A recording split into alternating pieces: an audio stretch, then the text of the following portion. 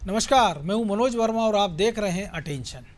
आज अटेंशन में चर्चा होगी मिशन 66 पर। जी हां, मध्य प्रदेश की राजनीति में मालवा निमाड़ की 66 सीटें महत्वपूर्ण मानी जाती है। बीजेपी और कांग्रेस इन्हीं सीटों पर सफलता पाने के लिए एड़ी चोटी का जोर लगा रही हैं। इसी कड़ी में बीजेपी ने आज 37 उम्मीदवार घोषित कर दिए हैं, तो बची 29 सीटों पर मंथन चल रहा है। इधर कांग्रेस के लिए पीसीसी चीफ कमलनाथ और सांसद दिग्विजय सिंह इन सीटों पर फोकस किए हुए हैं। ऐसे में सवाल ये है कि मालवा निमाड़ में किस दल को ज़्यादा सफलता मिलेगी और क्या बीजेपी इस इलाके को साध पाएगी, और क्या मालवा निमाड़ में कांग्रेस 2018 जैसा प्रदर्शन दोहरा पाएगी। आज चर्चा इसी को लेकर करेंगे, लेकिन पहले ये रिपोर्ट देखिए।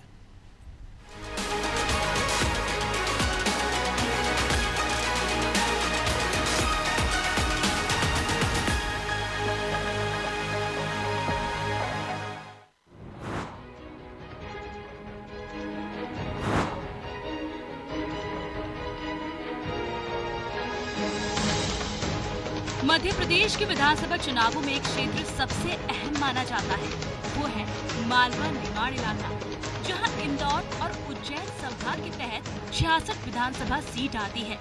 किसानों और आदिवासियों से भरे मालवा निमाड़ में कांग्रेस और बीजेपी को अपना राजनीतिक भविष्य दिख रहा है।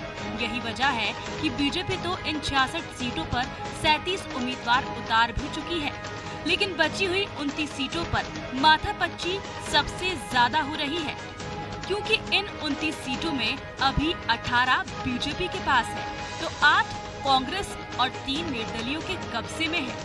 ऐसे में बीजेपी इन सीटों पर वो उम्मीदवारों को उतारना चाह रही है जो 29 की 29 सीटें उसके खाते में डाल सके। भारतीय जनता पार्टी में जो चुनावी सूची आती है, जो उम्मीदवारों के नाम आते हैं, उसकी एक प्रक्रिया होती है जिसमें बूथ अध्यक्ष से लेकर मंडल, मंडल से लेकर जिला, जिला से लेकर प्रदेश और प्रदेश से लेकर जो राष्ट्रीय इकाई है, जिसके ऊपर सब एकमत होते हैं। सर्वे में जिसका जिताऊ कैंडिडेट का नाम आता है उसकी घोषणा होती है। वो पूरी के पूरी भारतीय जनता पार्टी, पूरा का पूरा कैडर उसके पीछे खड़ा हो जाता है। वो चुनाव जीत के दिखाता है। वो यही रहस्य है हमारे विजय। इन 29 सीटों पर जातीय समीकरण भी काफी अहम है, खासकर इंदौर 3, इंदौर 5, खरगोन, धार, खंडवा, मनावर और बुरहानपुर में। लिहाजा बीजेपी में खूब मंथन हो रहा है। वहीं कांग्रेस भी मालवा निमाड़ में बेहतर प्रदर्शन करने के लिए रणनीति बना रही है। वो दावा कर रही है इस बार उसका प्रदर्शन पहले से बेहतर रहेगा। हमारी सूची मोस्ट प्रोबेबली कल तक आ जाएगी। हमारा 230 सीटों पर सारा प्लान बना हुआ है। अब इलेक्शन मोड पर यह प्रदेश आ चुका है। कल नवरात्रि पर्व प्रारंभ होते ही हमारी सूची आ रही है, उसके बाद हम सारी स्थिति क्लियर करेंगे। जाहिर है कि हर बार की तरह इस बार भी मध्य प्रदेश की सत्ता का फैसला मालवा निमाड़ से ही होना है। यही वजह है कि यहाँ की 66 सीटों पर बीजेपी और कांग्रेस की नजर है। दोनों पार्टियां यहाँ चुनावी बाजी को अपने पक्ष में करने के लिए कोई कसर नहीं छोड़ रही हैं। खासकर बीजेपी, क्योंकि 2018 के चुनावों के दौरान बीजेपी को इस क्षेत्र में कांग्रेस के हाथों बड़ा नुकसान झेलना पड़ा था, लेकिन बीजेपी इस बार ये समीकरण बदलना चाहेगी। वहीं कांग्रेस की कोशिश होगी कि उसकी परफॉर्मेंस 2018 से बेहतर हो सके। हालांकि अब किसकी रणनीति का असर चुनाव में ज्यादा दिखेगा, ये चुनाव के नतीजों से साफ हो जाएगा। ब्यूरो रिपोर्ट, अनादि टीवी।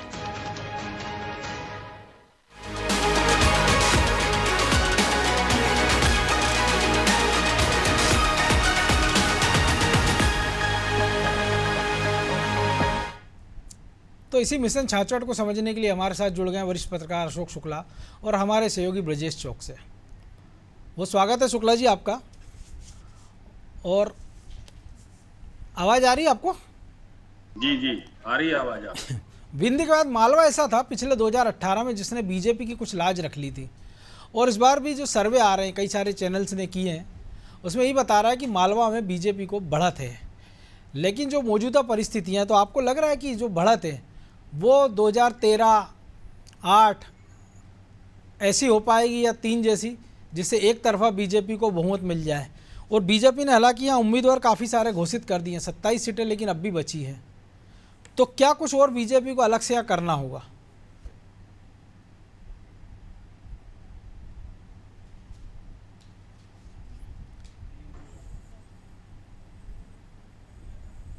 शुक्ला जी, आपको आवाज आई थी? जी जी, आपकी आवाज आ रही है। मैंने जो सवाल किया था आपने सुना नहीं, मैं फिर से रिपीट करूं। जी जी मैंने कहा जो स्थिति विंध्य में बीजेपी की अच्छी थी वही कमोबेश मालवा में थी, लेकिन उतना अच्छा पार्टी कर नहीं पाई थी और अब भी पार्टी ने 27 लगभग टिकट वहाँ होल्ड किए हुए हैं। तो क्या लग रहा है कि पार्टी फूक फूक के रणनीति, या वो इंतजार कर रही है अब कि कांग्रेस की लिस्ट आ जाए, इसके बाद वो अपने बचे हुए कैंडिडेट जो खासतौर से मालवा निवाड़ के उनके साथ आगे बढ़े? देखिए, जो 2018 के इलेक्शन की अगर आप बात करें तो बहुत सारी सीटें ऐसी थी जहां बड़े कम मार्जिन से हार जीत हुई थी। कांग्रेसी अगर जीते थे बहुत नॉमिनल मार्जिन से जीते थे। बिल्कुल। और 2013 की स्थिति अगर आप देखें तो 2013 में, उसके पहले 8 में और 3 में भी जो है बीजेपी का प्रदर्शन जो था मालवा निवाड़ में सबसे अच्छा प्रदर्शन था। बल्कि 2013 में विंध्य प्रदेश में बीजेपी का प्रदर्शन उतना अच्छा नहीं था जितना कि उसका मालवा में था, लेकिन 18 में जो है स्थिति एकदम उलट जाती है और मालवा में कांग्रेस कुछ बेहतर प्रदर्शन करती है और विंध्य प्रदेश में वो पिछड़ जाती है। तो मुझे लगता है कि 2023 का जो इलेक्शन है, दोनों पार्टियां जो है बहुत समझ के चल रही हैं। ये ठीक है कि भारतीय जनता पार्टी ने करीब 37 अपने उम्मीदवारों की घोषणा जो है मालवा निवाड़ में कर दी है, लेकिन वहां के जो जातीय समीकरण है, जो वहां की राजनीतिक परिस्थितियां हैं, और एक चीज आप और देखें, जो पिछले इलेक्शन में कुछ लोग जो जीते थे वो बाद में अब जो है बीजेपी का पार्ट बन गए हैं। तो वहां कुछ असंतुष्ट भी है, ऐसे लोग भी वहां पर आपको मिलेंगे भारतीय जनता पार्टी में कि जिससे जो जिनकी एक परंपरागत सीट होती थी, लेकिन वहां पे कांग्रेस के वो लोग दावेदार हो गए जो सिंधिया के साथ में जो है बीजेपी में गए थे। तो बहुत कुछ स्थितियां वहां की ऐसी है कि कांग्रेस के लिए भी बड़ी चुनौती है और भारतीय जनता पार्टी किसी भी तरीके से मालवा को अपने हाथ से नहीं जाने देगी। उसकी पूरी कोशिश ये होगी कि मालवा में उसका प्रदर्शन 2013 जैसा हो, क्योंकि अगर मालवा उसने साथ लिया तो जैसा भी हम लोग देख रहे हैं कि विंध्य प्रदेश में बीजेपी की स्थिति बेहतर है। और अभी हाल में जिस तरह से राजेंद्र शुक्ला को जो है मंत्री बनाया गया है, ये विंध्य प्रदेश से है, काफी लोकप्रिय नेता है। तो मुझे लगता है कि मालवा को बड़ी गंभीरता से बीजेपी ले रही है और कांग्रेस भी जो है सब चीजें समझ रही है और उसके मुताबिक ही वो अपनी एक रणनीति बना रही है कि वहां पे वो ऐसे प्रत्याशी दे सके जो कैलाश विजयवर्गीय को हरा ले, या और जो बड़े नाम है वहां पर बीजेपी के जो कांग्रेस के लिए बड़ी चुनौती बनते रहे चुनाव में। तो कुल मिलाकर दोनों दल जो है एक दूसरे का मूल्यांकन करके जो है रणनीति बना रहे हैं। और देखना ये कि 15 तारीख को जो सूची आने वाली है, जिसकी एक संभावना भी जताई जा रही है कि 15 तक जो है कांग्रेस कोई सूची आएगी, तो वहां वो किस तरीके से नए चेहरे लाती है या पुराने चेहरों पे दांव लगाती है, और जिन पे वो दांव लगाती है अब उनकी राजनीतिक स्थिति वहां पर कैसी है, बहुत कुछ देखना बाकी है जी। तो ब्रजेश जी, बहुत कुछ देखना बाकी, और हमने देखा कि जो 37 सीटें घोषित की है मालवा निवाड़ की 66 में से, उनमें से 18 बीजेपी ने जीती थी पिछली बार, 8 कांग्रेस के पास थी और 3 निर्दलीय के पास थी। तो जाहिर सी बात है कि लगभग आधी जीतें वहाँ से हुई थी। और इस बार जो उम्मीद की जा रही है कि बीजेपी ने जिस प्रकार से अपने उम्मीदवारों का वहाँ चयन किया है, और अब भी ये माना जा रहा है कि कुछ और नए चेहरों को पार्टी बची सीटों पर उतार सकती है, जिनमें कुछ ज़्यादातर युवा भी हो सकते हैं, महिला भी हो सकती हैं। तो ऐसे में अब जो बची हुई सूची है उसके लिए कांग्रेस का भी इंतजार करेंगे वो, या अपनी रणनीति उन्होंने तय कर ली है कि मालवा निवाड़ में हमको किस रणनीति के साथ जाना है? देखिए मनोज जी, मालवा निवाड़ में हम देखते हैं कि कांग्रेस पहले बहुत मजबूत थी, क्योंकि उसके क्षेत्र मजबूत थे। सुभाष यादव थे, हम देख रहे हैं जमुना देवी थी, कांतिलाल भूरिया थे, लेकिन आप देखिए अब महेश जोशी हमने देखा था। तो आप देखिए लगातार कांग्रेस ने अपने क्षेत्रफल को कमजोर किया है। अब भूरिया की जगह उनके बेटे को मौका देने की बात है, कांतिलाल भूरिया भी हैं, लेकिन उतनी आज़ादी नहीं है। उनके विरोधियों को भी टिकट दे रहे। किस तरह से विरोध हुआ था आप देखिए कि पिछली बार जब वो पटेल को टिकट दिया गया था, और बार बार लोग छोड़कर जा रहे हैं क्योंकि भूरिया जी की मनमर्जी के कारण, कि जिस तरह से पटरी नहीं बैठ रही, वहाँ से बड़े नेता हैं, बेटे को आगे बढ़ाना चाह रहे हैं, तो वहाँ जो एक खटास पैदा हुई उसकी वजह से कांग्रेस कमजोर हुई। अरुण यादव को हम देख रहे हैं किस तरह से हाशिए पर धकेला जा रहा है, इस कारण वहाँ पे आपको कांग्रेस कमजोर होती दिख रही है। उमंग सिंगार जमुना देवी के बाद वो अपनी सीट से ज़्यादा वहाँ के नेता बड़े छत्रप नहीं बन पाए हैं, या उन्हें बनने नहीं दिया है किस तरह से, क्योंकि हमने देखा है उमंग सिंगार और दिग्विजय सिंह के बीच में किस तरह से तनातनी चली जब 15 माह की सरकार थी। लेकिन यही स्थिति हम देख रहे हैं कि जीतू पटवारी के साथ है बाला बच्चन की, वो छत्रप ऐसे कि अपनी सीट जिता लेते हैं। तो मैं वहीं आ रहा था। अब जीतू पटवारी नए दौर में हम बात करें कि राहुल गांधी के करीबी हैं, तो वो क्या वहाँ के नेता बड़े नेता बन चुके हैं, निश्चित तौर पर वो अपनी सीट को बचाने में ही पूरा टाइम लगा देते। पिछली बार उनका एक डायलॉग बड़ा फेमस हुआ था, पार्टी जाए तेल लेने, आप मुझे ध्यान दीजिए। इस बार भी उनकी सीट फंसी हुई है, तो आप देखिए कि वो अपनी सीट पर ही गिर जाते हैं और कोई ऐसा बड़ा नेता है नहीं जो वहाँ पर पार्टी को और मजबूत कर सके। दूसरी तरफ हम देखते हैं कि बीजेपी लगातार वहाँ बढ़त बनाए हुए है। उन्होंने अपने दिग्गज नेता को, जो मालवा के एक नेता बनकर उभरे, बड़े नेता बन गए, कैलाश विजयवर्गीय को मैदान में उतार दिया, तो और प्लस हो गई वो लगातार वहाँ पे। और संघ का भी एक तरह से काम बेहतर रहा है वहाँ पे। इस वजह से हम देख रहे हैं कि बीजेपी लगातार बढ़त बनाए हुए है वहाँ पे। और मालवा निवाड़ में जिस तरह से मजबूत होती जा रही है, तो इस बार जो दाव चला है उन्होंने, ये और उसको मजबूती देगा। यदि अरुण यादव को हाशिए पर और धकेला गया, जिस तरह से कांग्रेस में रणनीति बन रही है, जैसी संभावना जताई जा रही है, किसी छत्रप के आधार पर वहाँ पे टिकट डिक्लेयर नहीं होने वाले हैं। सर्वे रिपोर्ट तय करेगी। तो आप देखिए कि यदि सर्वे रिपोर्ट के आधार पर आपने टिकट दिए, यदि अरुण यादव के समर्थकों को टिकट नहीं मिले, तो आपको नहीं लगता है कि वो भीतरघात नहीं करेंगे, वो अपना इलाका ऐसे ही छोड़ देंगे कि किसी तीसरे व्यक्ति दिग्विजय सिंह के पाले में चला जाए, कमलनाथ के पाले में चला जाए। सुमित्रा कासड़कर जो उनकी खास थी, बीजेपी में आ गई थी, सचिन बिरला अभी हाल ही में बीजेपी में शामिल हो गए, लेकिन लंबे समय से बीजेपी का, और वो सबसे दोनों जो अरुण यादव के खास थे। तो कांग्रेस के साथ बड़ी दुविधा है कि उमंग सिंगार अलग अपनी राह पर चल रहे हैं, कांतिलाल भूरिया अपने बेटे को स्थापित करने की कोशिश कर रहे हैं, और अरुण यादव की तो आपको स्थिति सब पहले ही पता है कि वो खुद लोकसभा का उपचुनाव लड़ना चाहते थे, लेकिन लड़ने नहीं दिया। अब वो मना कर रहे हैं कि मैं चुनाव लड़ने के लिए तैयार नहीं हूँ, और पार्टी उन पर प्रेशर बना रही है कि आपको भी चुनाव मैदान में उतरना होगा। तो क्या ये उनके साथ पार्टी के अंदर साजिश हो रही है? क्या ये अरुण यादव महसूस कर रहे हैं कि कहीं उनको दूसरी बार हरा कर, तीसरी बार हरा कर ये साबित करने की कोशिश तो नहीं की जा रही है कि अरुण यादव अब वो बड़े नेता नहीं बचे हैं? तो ये सबसे बड़ी समस्या है। दूसरा पहलू की पार्टी को यह डर होगा कि अगर ये फ्री रहे तो कांग्रेस को ज़्यादा नुकसान पहुंचा सकते हैं। तो इससे अच्छा है कि भले चुनाव के बहाने ही सही उनको एक क्षेत्र में सीमित कर दिया जाए। लेकिन यदि ऐसा होता तो आप उनको दूसरे क्षेत्र में क्यों भेजते? आपने सागर की जिम्मेदारी दी उनको, मालवा निवाड़ से हटकर इस साइड लाए आप महाकौशल तरफ, बुंदेलखंड तरफ, ताकि वो एक ओबीसी वर्ग का बड़ा नेता बन जाएं और आपकी पार्टी को फायदा पहुंचा सकें। उन्होंने बाकायदा जन आक्रोश यात्रा निकाली। तो आप यदि उनका उपयोग पूरे प्रदेश में करेंगे तो मुझे लगता है कि वो प्रदेश अध्यक्ष रहे हैं, पूरे प्रदेश में उनका नेटवर्क है, सुभाष यादव के दौर का नेटवर्क उनके पास है, उसका फायदा आपको ज़्यादा मिल सकता है। यदि आपने उनको एक क्षेत्र में बांधने की कोशिश की तो मुझे लगता है मालवा निमाड़ में तो नुकसान होगा ही, प्रदेश में भी नुकसान हो सकता है। लेकिन अब ये बीजेपी से हटकर कांग्रेस की क्या रणनीति है कि वो बीजेपी ने छत्रपों को उतारा है तो वो भी अपने छत्रपों को उतार कर एक तरह से जवाब देना चाहती है, या वो अलग रणनीति पर काम करेगी, ये तो आने वाला समय बताएगा। बहरहाल मैं ये कह सकता हूं कि मालवा में लगातार कांग्रेस कमजोर होती जा रही है, और अब बीजेपी ने वहां पे प्लस इसलिए हो गई है, कैलाश विजयवर्गीय को मैदान में उतार दिया, उसने बड़े नेताओं को सक्रिय कर दिया, और पिछली बार की तुलना में वो ज़्यादा से ज़्यादा सीट लेने की कोशिश कर रही है और कांग्रेस की गुटबाजी का फायदा उठाने की कोशिश कर रही है। तो एक और रणनीति ये भी दिख रही है कांग्रेस की, जो प्रयास हम देख रहे हैं कि वापस वो जैस को अपने साथ लाना चाह रही है।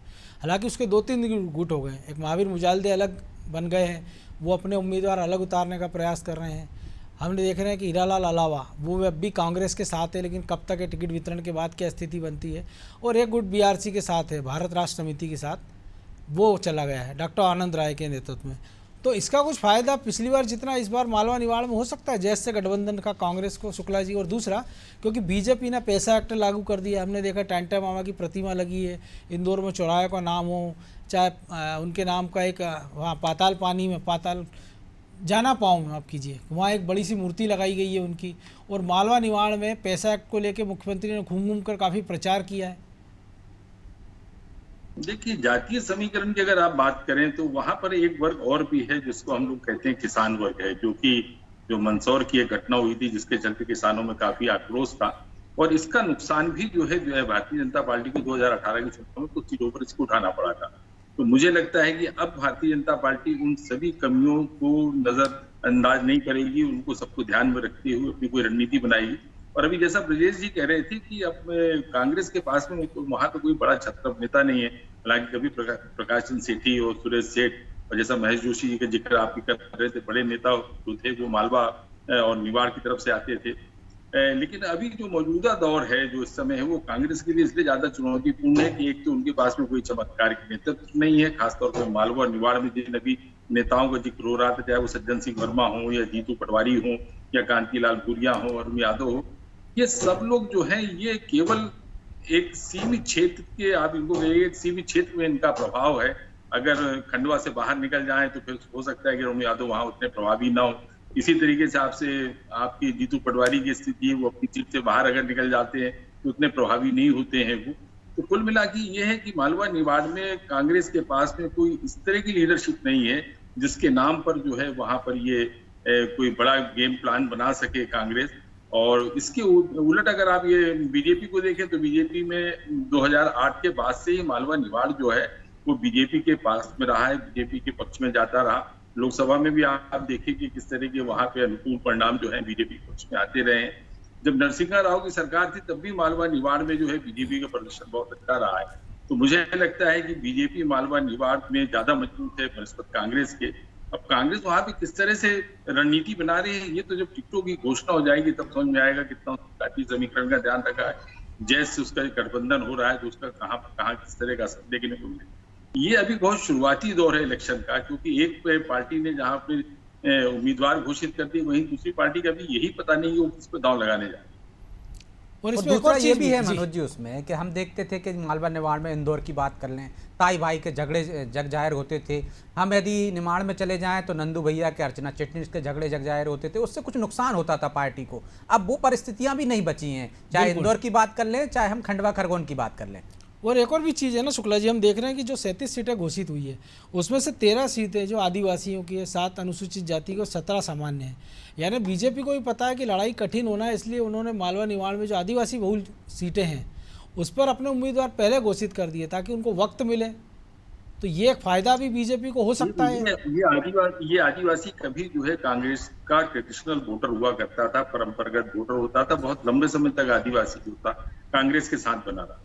लेकिन 2014 के बाद की स्थितियां जो है बड़ी तेजी से बदली हैं और खासतौर पर जो है में कहीं ना कहीं जो कल्याणकारी योजनाएं हैं जो केंद्र के द्वारा, मोदी जी के सरकार के द्वारा चलाई जा रही हैं, या मध्य प्रदेश सरकार भी जो लाभकारी योजनाएं, कल्याणकारी योजनाएं चला रहा है, उसका एक जो बड़ा लाभ जो आदिवासी तबके को मिल रहा है। तो अब कोई स्थिति कांग्रेस की नहीं है, वहां पे कोई पैठ जो है कांग्रेस की बच्ची नहीं उस तरीके से।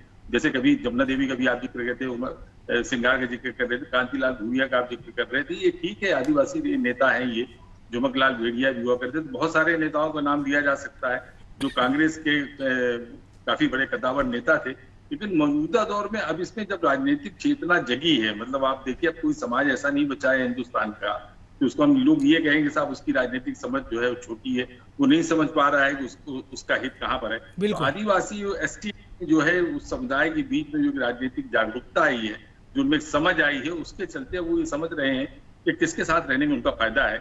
और मुझे लगता है कि जो केंद्र की कल्याणकारी योजनाएं हैं उसके चलते आदिवासी तबका जो है बड़ी तेजी से बीजेपी के साथ जा रहा है, जाता हुआ दिख रहा है। अभी निश्चित तौर पर नहीं कहा जा सकता वो कितना जाएगा, लेकिन मुझे लगता है कि इसका बड़ा फायदा बीजेपी को मिलेगा। तो ब्रजेश जी फायदा मिलेगा। दूसरी एक और चीज़ हम देख रहे हैं कि जो बची हुई सीटें हैं मालवा निवाड़ की जो हम बात कर रहे हैं 29 सीटें हैं, तो हो सकता है कि बीजेपी नए चेहरों के साथ साथ महिलाओं, युवाओं पर भी दाव लगा दे ताकि उसके दोनों हित सधे कि ओबीसी भी हो जाएगा, महिला भी हो गई हैं और युवा भी हो गए हैं। और इससे नए चेहरा जब जाएगा तो जो एंटी इनकम्बेंसी होती है ज़्यादातर बार हम देखते कई बार प्रत्याशियों के प्रति ज़्यादा होती है बनिस्बत किसी मुख्यमंत्री या किसी पार्टी के। ये तो तय है मनोज जी, यदि हम 29 सीटों की भी बात कर लें, यदि होल्ड हैं, चौथी सूची तक में उनका नाम नहीं आया तो इनमें से बहुत सारे चेहरे हमें नए देखने को मिलेंगे, चाहे वो मालवा निमाड़ के हों चाहे अन्य क्षेत्रों के हों। तो ये तो तय है कि नए चेहरों को लाएंगे, वो महिलाएं भी हो सकती हैं, वो युवा भी हो सकते हैं, पार्टी के अन्य पदाधिकारी भी हो सकते हैं जिनमें जीतने की क्षमता होगी, जो सर्वे में बेहतर आए होंगे। तो ये तो बीजेपी की एक रणनीति का हिस्सा है कि वो बाकी के जो निश्चित तौर पर जो सीटें बची हैं तो आप मान के चलिए कि वहाँ पर उनके पास दावेदारों की संख्या अलग होगी। वो कांग्रेस की रणनीति भी देख रही होगी कि वो आदिवासी क्षेत्रों में क्या रणनीति लेकर चलती है, जो हम देख रहे थे शुक्ला जी भी कह रहे हैं बिल्कुल कि लोकप्रियता के मामले में अब कांग्रेस के पास वहाँ कोई चेहरा नहीं है। लोकप्रियता हमने देखा है कि मोदी जी की वैसे ही आदिवासियों में हो गई है जैसे कभी कहा जाता था कि इंदिरा गांधी की थी। तो वही वजह है कि इंदिरा गांधी का नाम लेकर कांग्रेस अब मैदान में उतर रही है, क्योंकि प्रियंका गांधी को इसीलिए बार बार लाया जा रहा है कि वो इंदिरा गांधी की तरह। लेकिन मैं फिर भी बार बार दोहराता हूं कि जो जिसने इंदिरा गांधी को देखा होगा वो पीढ़ी गुजर चुकी है मनोज जी। इंदिरा जी जी की हत्या हुए 41 साल हो गए हैं। तो आप लगभग देखिए 29, पीढ़ी 39 पूरी जा साल। चुकी है जिसने इंदिरा जी का कार्यकाल नहीं देखा, जिसने इंदिरा जी के बाद के लोगों का कार्यकाल नहीं देखा, कांग्रेस का नहीं देखा। तो आप उनको किसी के चेहरे से प्रभावित नहीं कर सकते हो, आप निश्चित तौर पर काम से प्रभावित कर सकते हो। तो क्या कांग्रेस ने इंदिरा जी के बाद और बेहतर काम किया आदिवासियों के बीच में? जिस तरह से आदिवासी वोट बैंक को साधने के लिए हम कह सकते हैं कि बीजेपी लगातार उनमें सक्रिय है। चाहे पीएम आवास योजना की बात करें, मैं आदिवासी कई क्षेत्रों में गया था, बिल्कुल तो वो पिछले एक- उपचुनाव में हाँ, आप गए थे, रिपोर्टिंग तो की आप थी देखिए कि वहाँ। आदिवासी हर व्यक्ति सिर्फ मोदी को पहचानता है, मतलब ये लोकप्रियता है, तो वो फर्क डालती है। यदि मोदी के चेहरे पर आप चुनाव लड़ रहे हैं और मोदी बार बार आ रहे हैं तो वो असर डालेगी। साथ साथ शिवराज जी की तो जो आपको योजना है, परंपरागत वोटर के साथ एक अतिरिक्त वोट भी जुड़ते हैं बिल्कुल, तो ये जो वोट बैंक में सेंध लगाने की जो परिस्थितियां बीजेपी ने उत्पन्न कर दी, एक तो अपने जो कार्यक्रम है, जो योजना है, जो उनसे जुड़ी हुई हितग्राही योजनाएं हैं जो सीधे बेनिफिट दे रही हैं चाहे आदिवासियों को, और इसके साथ साथ मोदी जी की लोकप्रियता, वो भी काम की बदौलत मिली कि आपने पीएम आवास दे दिया, आपने सड़कें दे दी,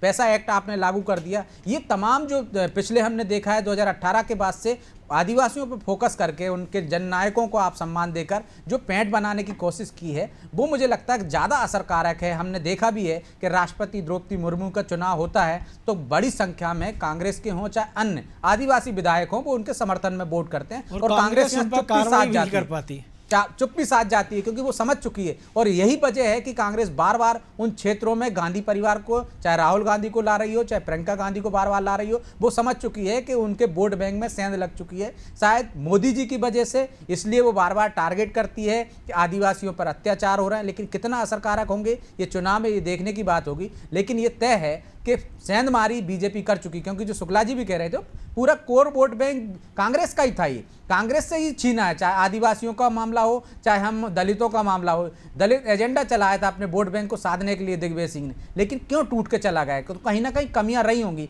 और बीजेपी कहीं ना कहीं चूक कर गई होगी 2018 में कि कुछ वोट बैंक वापस कांग्रेस के पाले में चला गया हो, चाहे वो कर्ज माफी का मामला हो, चाहे अन्य कांग्रेस के मुद्दे रहे हों जिसकी बदौलत वो गया। लेकिन उसने सबक लिया है और उसके बाद 2018 के बाद लगातार वो वहाँ सक्रिय रही है और उस वोट बैंक को हासिल करने की कोशिश करती दिखी है। बिल्कुल, और ये कोशिश लगातार जारी भी है। बहरहाल अब चूंकि समय की कमी है, चर्चा को विराम देना होगा। बहुत धन्यवाद शुक्ला जी। तो निश्चित तौर पर बीजेपी ने 4 सूची जारी कर दी और मिशन 66, क्योंकि कहा यह जाता है कि मध्य प्रदेश की सत्ता का रास्ता मालवा और निमाड़ से होकर जाता है, क्योंकि बड़ी संख्या में यहाँ पर सीटें 25% से ज़्यादा इस इलाके में सीट आती है और बीजेपी की लोकप्रियता यहाँ किसी से छुपी नहीं है। लेकिन पिछली बार जो कांग्रेस को सफलता मिली थी, उसने भी कांग्रेस को सत्ता की सीढ़ी तक पहुँचाने में एक बड़ी सफलता हासिल की थी। लेकिन अब सवाल यही है कि दोनों तरफ के लोग तैयार हैं सत्ता सुंदरी के वर्ण के लिए, लेकिन जो नाराज़ फूफा हैं जो टिकट वितरण होने के बाद सामने आएंगे, उनसे जो बेहतर तरीके से निपट लेगा, मुझे लगता है मालवा निमाड़ में उसका परचम लहरा जाएगा। अटेंशन में आज इतना ही, मुझे दीजिए इजाज़त और आप देखते रहिए अनादि टीवी। नमस्कार।